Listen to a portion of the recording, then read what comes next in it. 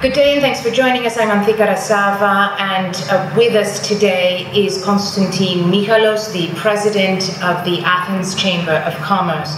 Mr. Michalos, commerce, is there any commerce at this point?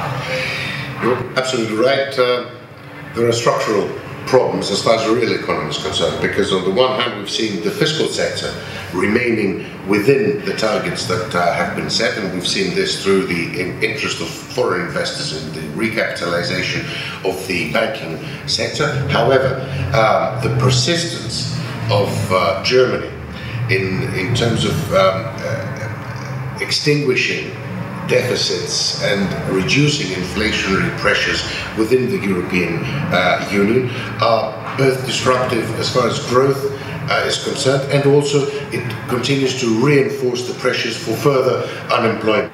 It's Germany's fault, or is it not the government's fault that's taking this policy on board? There's two sides to the story. The main issue, as I pointed out, is the European Union. But on the other hand, internally, we're seeing a forceful taxation invasion that has taken place over the last 3.5 years, which we are trying to alleviate so that the healthy business sectors are able to become more competitive, especially as far as competition from other neighboring countries as far as taxation is concerned. Now, tell me, you as a person of commerce, a person of the industry, how do you feel when you hear the Prime Minister talking about a success story?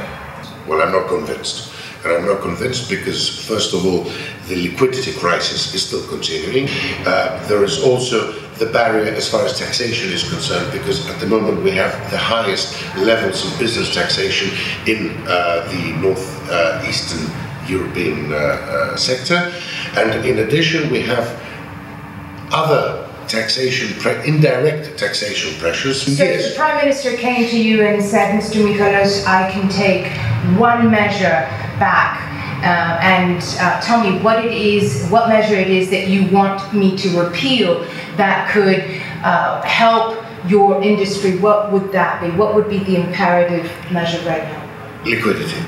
Simply because the interest rates still remain extremely high, and the fact that we have gone through the recapitalization process, the banks have still not filled, if I can say it very simply, the so-called black holes that they had initially indicated when we went into the crisis.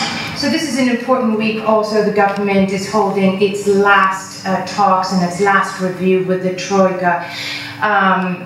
240 billion euros in loans have been given to Greece to revive its economy. Just parts of that expected to come in the coming weeks. Can Greece now, after these 240 billion euros, can Greece go it alone?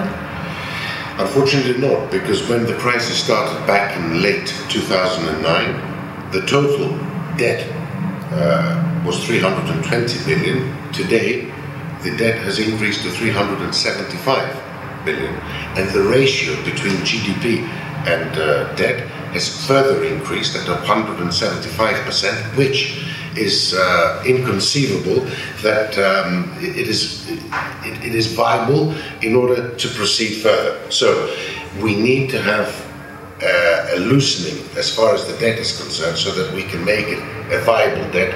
Unfortunately, I'm not confident that we will see the necessary results arising from the Paris meeting. We have to change the policy mixture from the European Union, and I think that pressures need to be exercised towards Germany in order to alleviate these weights that we're suffering. You know the Prime Minister on a personal basis. You know what type of person he is. You know the people who surround him, and you know that there is a desperate need now for Greece to continue, for austerity to ease up.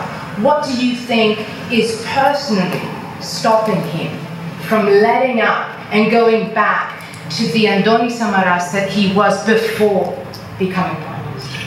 The Greek Prime Minister Anthony Samaras, I don't think he has changed in his perception of the economy. The question is this is not an internal issue. This is a European issue now, and this is where we need to provide all the arguments that we have towards changing the recipe of economic policy that is being applied. When Greece was shown to be on its own, it was very difficult. But since we have the European South suffering from the same symptoms, I think that we can synchronize our powers towards Northern Europe, because we are seeing symptoms arising in other Northern European countries, such as Holland, and therefore, if we need to change, it's better to do it now rather than later, because it may be too late. Mr. Michalos, thank you very much.